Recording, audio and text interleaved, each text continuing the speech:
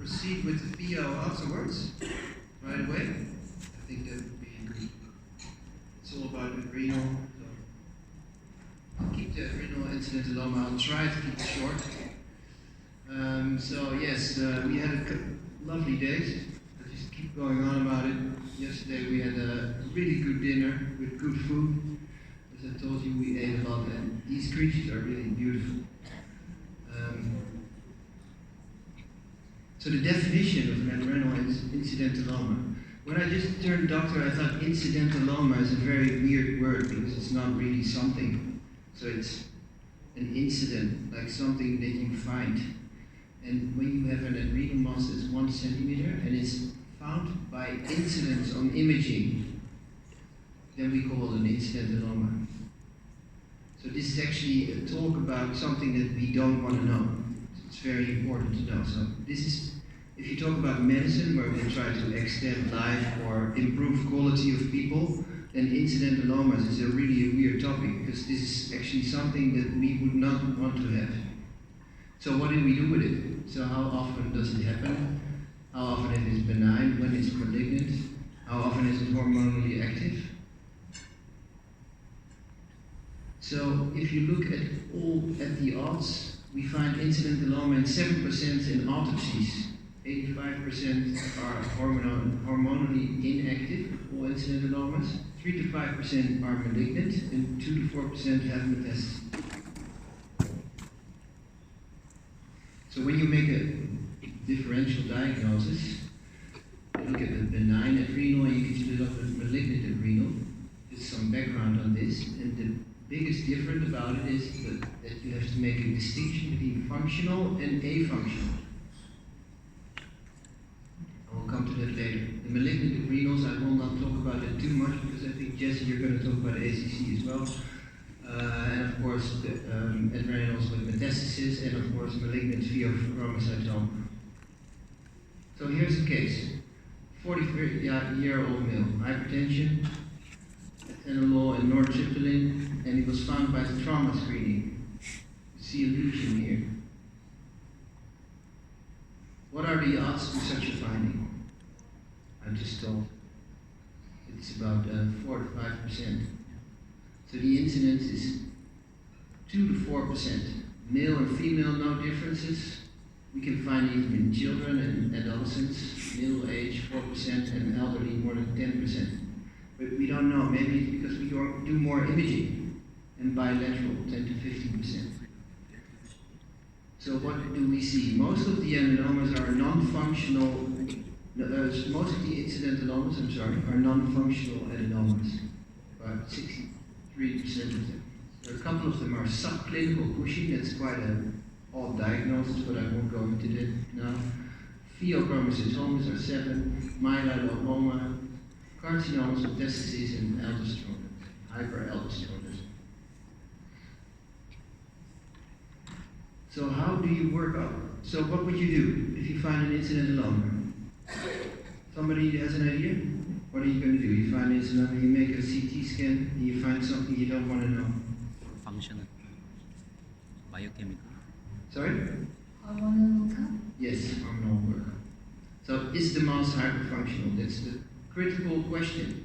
Glycocorticoids, mineral corticoids, catecholamines, adrenal androgen hormone.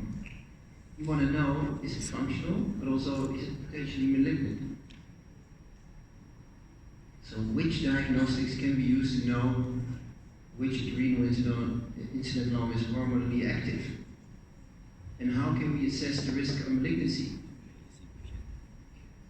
So these are the functional tests that we do. We look at subclinical, between brackets, Cushing syndrome. We do a dexamethasone test.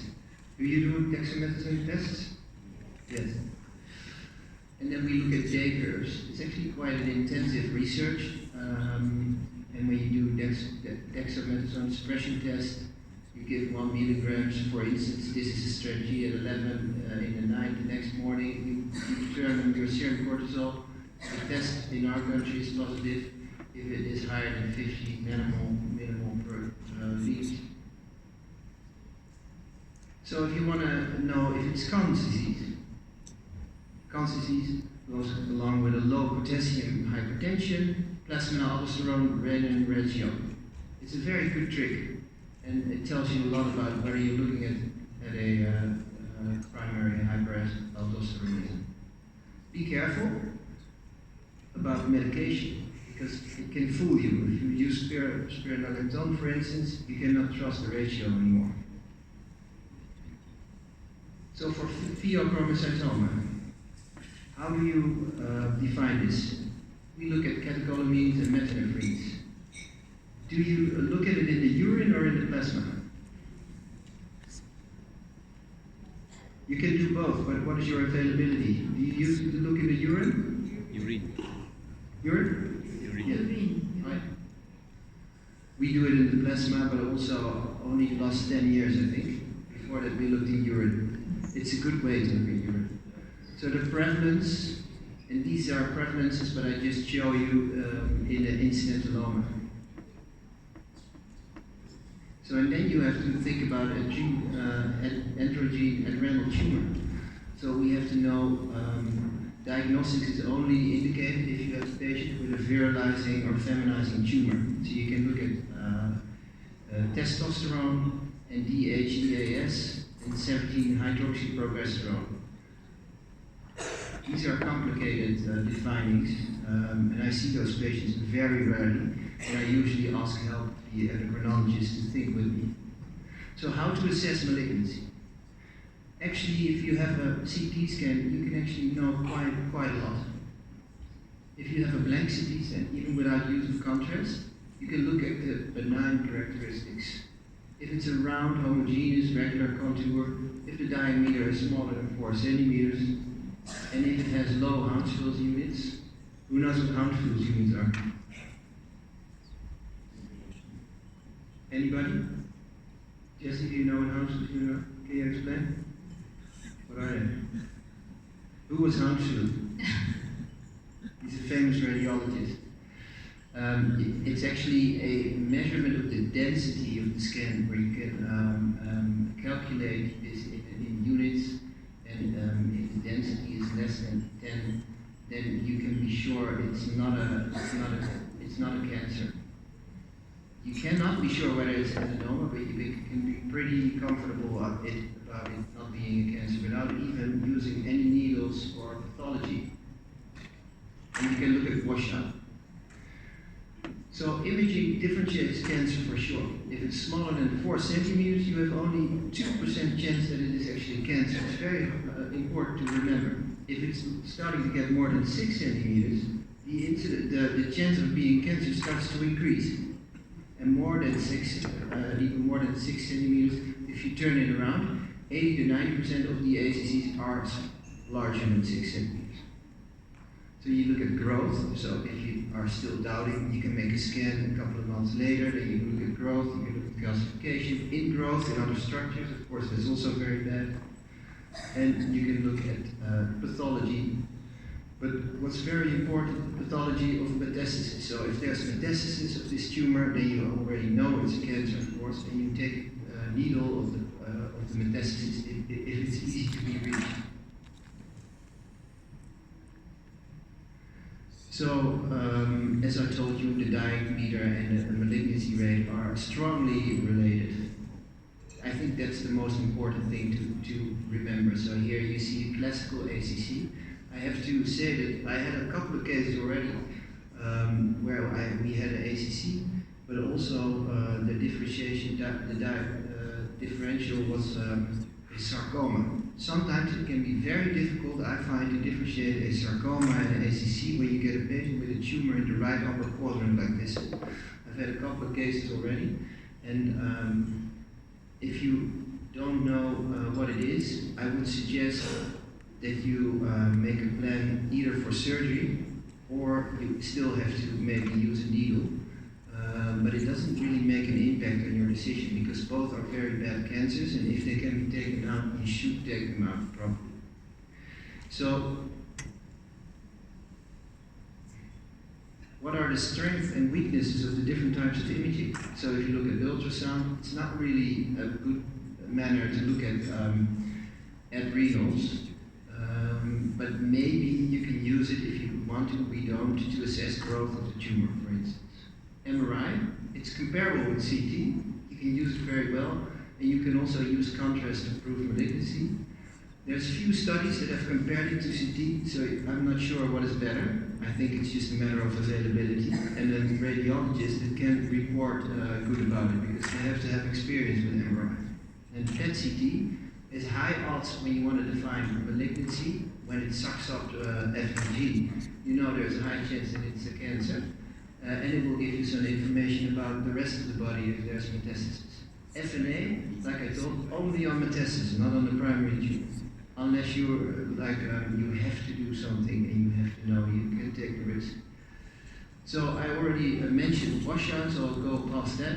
This is a study showing also to exclude a VO, showing also that you can use Hunt-Guyon units to exclude a VO. So the likelihood of pheochromocytoma with an unenhanced attenuation value less than 10 Hunt-Guyon units on CT is very low. So if you just keep in mind that you don't have elevated catecholamines and your Hunt-Guyon units are lower than 10, the chance of it being a VO is almost zero. And that's pretty good because you don't need pathology. MRI scan I already mentioned. PET scan I already mentioned that as well, so I want to go past it. And FNA I already said, only for metastasis. Nuclear imaging. This is always a chapter where you have to look at how much of those are available. And even in the Netherlands, there's different availability of different nuclear scans, so it's very hard to report. Always the numbers of the studies are very low. So here you see all these nuclear scans looking at whether you can use it to prove cancer or not.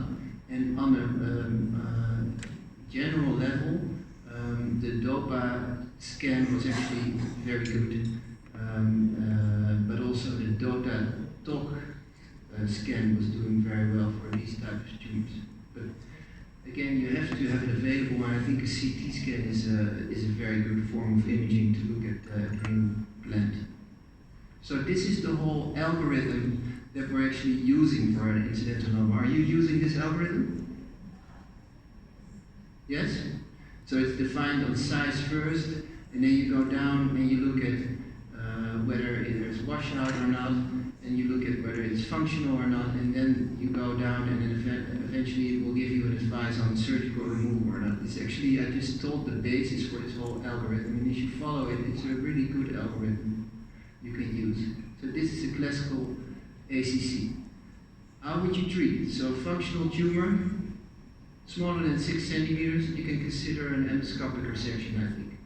But it's all dependent on what you're comfortable with and if you have the availability to do it. If it's larger than 6 centimeters, depends on whether you think it's cancer or not, whether it's benign or not, but usually you can think about doing it open. But again, it depends on your local expertise. What I would say is if you think about a cancer, in generally spoken, I would say I would always advise to do an open resection. So the operative techniques are described in a different way, but the most important thing is that you have to know something about embryology. I think that's a different talk, and since I'm also going to talk about VO, I will just go by this endocrinology right now. Anatomy is very important, and you have to know what's the difference between the right side of the anatomy and left side, because it's totally different, and it makes your operation always also different. Here, for instance, you see the right adrenal vein just close to the cable vein, and as you know, that's always a point in the operation that is quite exciting. And if you look at the left side, it's a completely different anatomy, and these are pictures taken from a surgeon doing a posterior retrogradial adrenalectomy. There you can actually see the vein going up, coming from the left renal vein. So of course you have to know the anatomy of the adrenal gland, but I think this is all base information for you, so maybe just go back in the books. It's very important that you know what every layer does to understand what disease we're actually treating. It's a very interesting golden organ, the adrenal. From our point of view, as we speak in the Netherlands right now, but a couple of years ago it was completely different, we would advise to do a retroperitoneal adrenalectomy. It's a very nice procedure with shortage of blood loss, very little postoperative pain, fast recovery, no side hernias, and very cost effective. The background of it is that it was first, we were doing an anterior laparoscopy, but we had to mobilize the liver, we had to mobilize the pancreas still, we had to mobilize the spleen, and it was actually operative time 45 minutes. We were actually doing the adrenal procedure.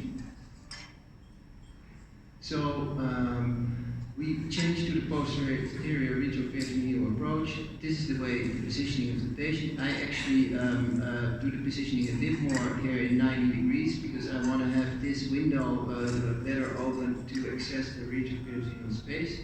And we make 3 access keyholes of 5, 12, and 5 millimeters. So I learned this when I was at Sydney. Martin Walsh visited Sydney and he told that the procedure was direct, fast, safe, and pain-free, best cosmetic and easy to learn. And I thought, that's too good to be true. It's impossible. But I looked into literature, and when I came home, I thought, let's compare this anterior scopic approach with the PRAs that we're doing in Utrecht already. And what you actually found is that it was much quicker, it had less complication, and the admission time was the same, but I think that was just the beginning of the procedure. So the plus for PRA is what Martin Walsh said, directer, faster, and well, cosmetics is not really relevant, I think. It doesn't make much difference, but what really makes a difference is the patient has very little pain because you don't enter the peritoneum. So I came home and I wanted to start a procedure, but my colleague said, no, but we're doing a very good procedure, so why are we changing? I said, because it's a better procedure. They didn't believe me, so I said, well, then come with me to Essen. So I called Martin, I said, can I take my colleagues to Essen? And he said, yeah, no problem, because he always says he has no problem. So we went to Essen, and here you see Director, Professor, Dr. HSMK Walsh. So he has a lot of doctorates, and here he is explaining a PET scan, of a CT scan, and here they are, his whole team, positioning the patient. And this was actually already the second time that I visited him. I only visited him to take my colleagues to convince them. And they were, as we speak, in the other OR, because he operates in 2 ORs at the same time. In the one OR, they're operating the patient. In the other one, they're positioning the patient. So when he's ready, he goes to the other OR, and then he does 9 adrenalectomies per day. So I was in the other OR because I wanted to start the procedure, so I was only looking at positioning because I already found out that positioning is the most important part of this procedure. If you position your patient well, it's an easy procedure. So here's the operation list of that day, like 1, 2, 3, 4, etc. 9. They had a lot of different procedures, and we were done at 16:38. And this is what Martin always does with the visiting team. He stands under the clock and then makes a picture because he wants to prove that he's very quick. So then we started doing the procedure ourselves, and we invited him and he monitored us. And so he actually supervised me doing my first RPAs, and he's a very direct supervisor, let's put it that way, night. And so I remember that very good. And still his voice is in my head when I do a RPA. So in only a half a day, he learned us pretty quickly. So are the criteria true? I think we've done 80 or 90 procedures now. I think it is a direct procedure, but you need to have an anatomical reorientation, I would call that. So it's just not an environment that you know, so you have to get used to it. It takes some time, you see. But actually the anatomy is much better because the approach, actually the adrenal goes up and not away from you when you're on the right side. And on the left side, actually the same thing. So it's actually a much better approach even on the adrenal vein. I think it's safer procedure. Is it safe? So I think the answer is yes. Although this is a picture of the monitor when I was looking at Martin's procedure when he had a hole in the cava. And this is how he was solving it. He puts a grasper on the cava and put some clips on it and put out the pressure, and then the problem was solved. Cosmetics, well, I'm not very fascinated by that topic, but it's all right. And complications, very little. There's very little complication. The only complication I had after a couple of months that I saw patients that had abdominal wall laxity. And most of those complaints are gone after 3 months. And I think it's because we put pressure on one of the nerves, and therefore there's a neuropraxia and the abdominal wall distends. And after 2 to 3 months, it fades away. If you prepare patients for that, they'll be happy to accept it. So we imitated Martin Waltz after being done in one of our first procedures to make a joke, and we sent it back to him. And these are operation times. It's not to prove that we are very quick. We were just doing our work, and when I look back, I just saw we became quicker and quicker. We were not doing an effort, it just happens because it's a very good procedure. So now we have an adrenal day as well. We do 1 per month, 4 adrenal surgeries. And in the beginning, we always work with 2 operators because it's very nice. Because when you're not operating but assisting with the camera, you're still learning. So you learn twice as quick. Now we do it alone. But in the beginning, if you're implementing this procedure, I would always advise to do it with 2 surgeons. Actually, the other one was imitating Martin Waltz. So that was really good. So why is this workbook transition taking so long? I think there's still a lot of patients, people that are not using it. I think that's the learning curve, a new anatomical environment, and I think the former golden standard is too good, and there's too little problems. So then I wanted to look at the learning curve. So together with Sydney and Utrecht and Uppsala, we combined all procedures. They all started up the procedure, and we just looked at how long does it take us to learn this procedure. And we sort of took it from a review from all the reported papers up till now. We took an average length of surgery, and then we looked at how long the teams took till they reached the line of their average length that was reported. And on an average, we came to 31 procedures before you actually really know how to do the procedure. When I was doing 20, I thought, oh no, we are shorter, but now looking after having done 80, I have to recognize that we are better than we were doing 20. And when you're doing it, you also get more and more complicated cases, so that's the problem. So time is not the only parameter. So Martin, he experiments a little bit more with doing single incision and other types of alterations, but I don't think it's that interesting. And he also advised me not to introduce the robot at this stage because it's a very small space and the arms collide, and we don't think there is a benefit. So up to now, no robot yet. Very inflexible, slow changes, maybe for larger tumors, maybe in the next generation when we have more elegant arms, when they're smaller and even more elegant. So concluding, functionality and size are crucial steps before operating an incidentaloma. Specific forms of imaging can answer various questions. CT abdomen is a very good available scan. Every adrenal surgeon should have knowledge about embryology, anatomy, and physiology, but I skipped it, so I'm sorry for that. But it's still the conclusion. And the RPA procedure is, I think at this stage, the most successful for removing adrenal gland quickly and safely. Thank you for your attention.